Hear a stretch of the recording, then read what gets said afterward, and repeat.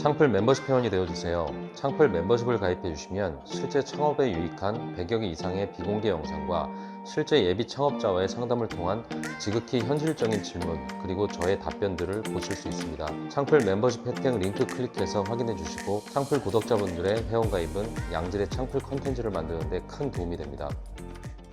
네, 안녕하세요. 창풀직입니다. 오늘 말씀드릴 주제는 사업가의 빚, 그 어쩔 수 없음에 대하여 라고 한번 지어봤어요.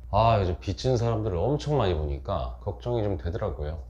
그래서 오늘 좀 이 주제로 좀 무거운 주제지만 현실적인 얘기니까 재미삼아 좀 봐주셨으면 좋겠습니다. 이 빚이라는 게, 빚을 지면 사람이 좀 미칩니다. 빚이라는 게 사실 이 사람을 좀 피폐하게 만들어요. 근데 이 빚이라고 하는 놈 이 자체가 나 자신을 피폐하게 만드는 게 아니라 그 빚으로 스스로를 무너뜨리게 하는 그 사람한테 사실 문제가 있는 겁니다. 예전에 빚을 저도 좀 많이 진 적이 있는데, 이게 빚을 지다 보니까 빚하고 원금 그리고 내 생활비 이걸 합하니까 정상적인 직장을 다닐 수가 없는 거예요. 내가 이걸 취직을 해도 그 취직해서 얻은 돈 가지고 이게 커버가 안 되는 거죠. 그러니까 지금보다 더 큰 수익을 볼 수 있는 일을 찾아야 되고, 장사나 뭐 사업을 꿈꾸게 되고, 아니면 뭐 직장을 다녀도 막 억대 연봉을 받을 수 있는 막 그런 것들을 찾게 되고, 그렇게 시간이 지날수록 빚은 빚을 낳고 스스로 생각할 때 이러다 죽을 수도 있겠다, 이런 생각이 들더라고요. 예전에는 사실 뭐 카드 돌려막기 기술이라는 게 있었잖아요. 카드 발급이 쉬웠을 때였으니까. 이게 일단 돌려막다 보니까 20%의 그 미친 카드 이자라도 현금 흐름으로 어쨌든 버틸 수가 있다 보니까 어쨌든 그렇게 돌려막았는데, 어느 순간 이게 임계점에 올라가니까 돌려막기가 안 되고요. 어느 순간 원금을 갚아야 되는 상황이 오고, 어쩌다 이 지경까지 왔는가, 뭐 이거에 대한 생각도 드는 거죠. 그때 계속 뭔가에 쫓기고 살다가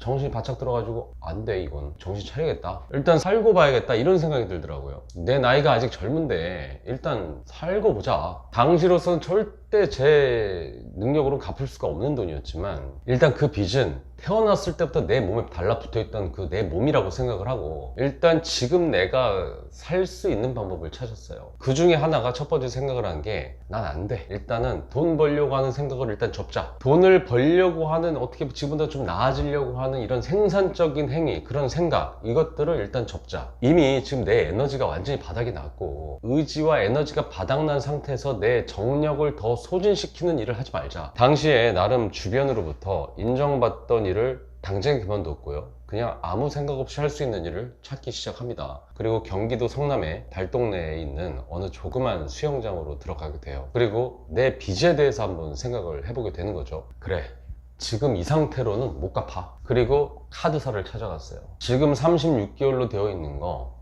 60개월로 늘려줘라. 나 지금 못 갚는다. 꼭 갚고 싶으니까 그걸 좀 늘려줘. 카드빚 돌려받는 게 너무 힘들어가지고 그 당시 롯데캐피탈? 거기다 전화를 했어요. 캐피탈아, 나 좀 도와줘라. 대출해주면 나는 갚을 수가 있다. 수영장으로 와라. 그리고 제가 열심히 수영 강사로 일하고 있는 모습을 보여줬어요. 그러니까 기존에 있던 빚 이자가 확 준 거죠. 그리고 전화 미친 듯이 하던 인간들 전화 안 오죠. 그리고 원금 갚는 건 일단 답이 없어. 어차피 그건 답이 없는 거지만, 이자만 갚으면서 앞으로 내가 돈을 어떻게 벌어야 돼, 이런 생산적인 생각을 안 하고 사니까 이게 제정신이 돌아오더라고요. 그리고 기존 인맥들을 접고 수영장 회원들하고 막걸리도 한잔하고, 스트레스 없이 뭔가를 해내야 된다는 부담감도 없이 그냥 술 한잔 먹고 뻗어 자고, 아침에 일어나서 책 읽고 수영하고 헬스하고 운동하고 레슨하면서 돈도 벌면서, 이러니까 일단 사람이 사라집니다. 그때 절실하게 느꼈던 거는, 일단 사람이 살고 보면은 답이 있다. 정력이 소진되어 있는 상태에서, 안 그래도 지금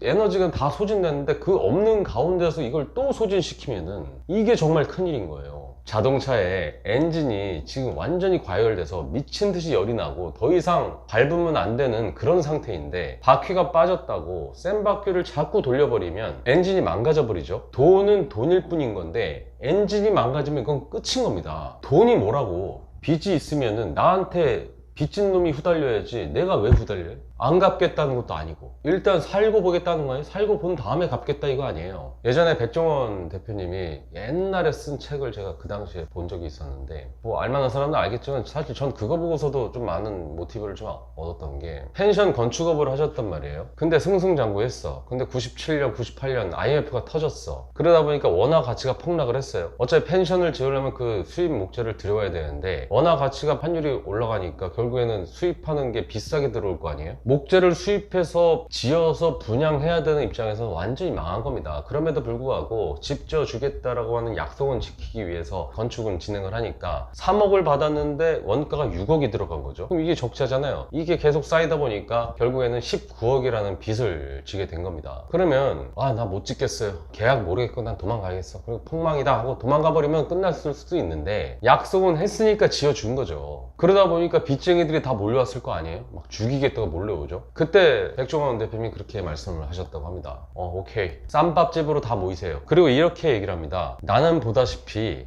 망했고 나에게 남은 건 이 쌈밥집 하나입니다. 그리고 이 쌈밥집을 운영해서 다달이 갚아 나가겠습니다. 근데 이 쌈밥집까지 가져가면 당신들 돈은 못 받는다. 분명히 갚을 테니까 믿어주고 이 쌈밥집만큼은 남겨달라. 그렇게 더본코리아가 시작이 된 겁니다. 당시에 19억이라는 돈은 쌈밥집 하나가 아니라 20개가 있어도 못 갚는 돈이었고, 쌈밥집을 운영해서 다달이 남는 돈으로 갚는다고 하면 200년은 걸릴 만한 돈이었어요. 근데 지금은 어떻죠? 저 역시 당시에 수영장에 들어가서 수영 강사 그 월급 얼마나 된다고 이 빚이 갚아지겠습니까? 빚이 나아진 게 하나도 없죠. 근데 푹 쉬었죠. 지금 엔진이 과열된 게 완전히 다 식히고 제대로 이게 뭐 정비할 것도 하고 이렇게 된 겁니다. 당시에는 내 바퀴가 빠져가지고 센 바퀴 돌다 주저앉은 나로서는 옆에 나보다 늦게 시작한 놈이 저를 추월해서 지나가는 모습들도 봤죠. 그런 거 보면 마음 아프죠. 순간적으로 내가 루저가 된 것 같고 쪽팔리고 장래가 촉망받는 시선에서 한순간에 너 그럴 줄 알았다, 이 시선으로 바뀌게 됩니다. 하지만 그건 중요치 않아요. 내가 중요합니다. 그 뒤로 제정신을 가지고 내 미래를 꿈꾸고 내 목표를 정확히 정하고 그리고 맹렬하게 전진해 나갔어요. 크고 작은 회사들과 정말 많은 사람들을 거쳤죠. 그럼에도 그 빚은 하나도 줄지 않았어요. 그리고 그 빚을 갚겠다고 줄어들게 하려고 하지도 않았어요. 그냥 원래 내 몸인 것처럼 그냥 그 빚은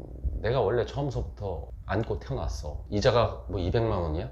이자 200만 원? 이건 원래 내 몸이야. 태어났을 때부터 200만 원은 내가 달고 사는 운명으로 태어난 거야. 그러니까 딴 사람들 300 벌 때 나는 500 벌어야 돼. 뭐 이렇게 산 겁니다. 근데 재밌는 거는 제가 그 빚을 언제 갚았는지가 제가 기억이 안 나요. 신기하죠? 그냥 이런저런 어떻게 사업하다가 어느 날 뭐가 생겼을 때 그냥 갚았던 것 같아요. 그 당시에 나에게 너무나도 크고 절대로 못 갚고 평생 갚아도 안 될 것처럼 느껴졌던 게 그 뒤로 단 5년 만에 그냥 하루아침에 없어져 버린 거예요. 1년에 얼마씩 갚아 나간 게 아니고 사업을 하다가 어느 순간 훅 들어와가지고 훅 갚으니까 그냥 끝난 거죠. 지금 너무 엔진을 세게 돌려서 지금 쉬라는데 쉬지 않고 또 빚까지 져가지고 어떻게 또 한번 재기를 해보겠다고 정력을 써가면서 더 이상 돌릴 힘도 없는데 수렁에 빠져서 빠져나오려고 지금 안 그래도 안 되는 지금 센 바퀴 돌려서 왱왱 거리고 있는 사람들이 정말 많아요. 빚을 질 만큼 다 져가지고 더 이상 이제 나올 것도 없고 원금을 이제 몇 달 후부터 또 갚아야 된대. 이런 상황이 또 하루하루 초조해지고요. 스스로 수명을 지금 갉아먹고 있어요. 그거 안 됩니다. 그저 지금 하고 있는 일 모두 접으세요. 만나고 있는 인맥들 모두 접으세요. 그리고 생각 없이 일할 수 있는 곳을 찾고 그곳으로 피신하십시오. 그 피신하는 곳이 기왕이면 퍼스널 브랜딩에 좀 도움이 되고 단돈 얼마를 더 받는 데가 아니라 나중에 뭔가 기술적으로 도움이 될까? 인맥적으로 도움도 될 수 있을까? 연봉에 구애받지 말고 좀 손해본다는 생각하고 그곳에 들어가서 일단 안전하게 사십시오. 내가 망가졌을 때는 남의 차에 올라타야 됩니다. 내가 힘들 때는 내 힘든 거 몸을 가지고 끝까지 가려고 하지 말고 그냥 버스 잡아 타야 돼요. 내 성능이 아무리 뛰어나도 경운기라도 의지해서 타고 가야 됩니다. 나보다 훨씬 부족한 사람이더라도 경운기 같은 곳이라도 그거 타고 앞으로 조금이라도 전진을 해야죠. 가만 앉아 있을 거예요. 정력이라는 말이 있습니다. 정력. 이 정이라는 글자에 쌀 미자라는 글자가 있어요. 쌀을 생산하는 힘, 이게 정력이에요. 과거에는 쌀을 생산하려면 노동력이 필요했죠. 특히 남자들이 필요했죠. 아들이 필요했던 겁니다. 그래서 아들을 많이 낳고 자식을 많이 생산할 수 있는 남자를 정력이 세다고 얘기를 했어요. 한마디로 정력은 생산하는 힘이에요. 사업하는 힘이죠. 남의 차에 올라타서 사는 이런 직장인들하고는 좀 틀립니다. 직장인들은 정력을 사업가처럼 쓰진 않아요. 아니면 스스로 막 창조해내서 그걸로다가 하진 않으니까. 사업하는 사람들, 장사하시는 분들 모두 스스로 생산을 해내는 사람들이고, 직장인들은 남의 생산하는데 도구가 되는 사람들이죠. 어쨌든 남에게 의지하는 사람들이 아니고 내 스스로 개척을 해야 되는 사람들이에요. 지금 빚을 지고 더 이상 갚을 여력도 없고 누구한테도 얘기하지 못하는 그분들, 지금 정력이 소진된 상태입니다. 더 정을 쏟다간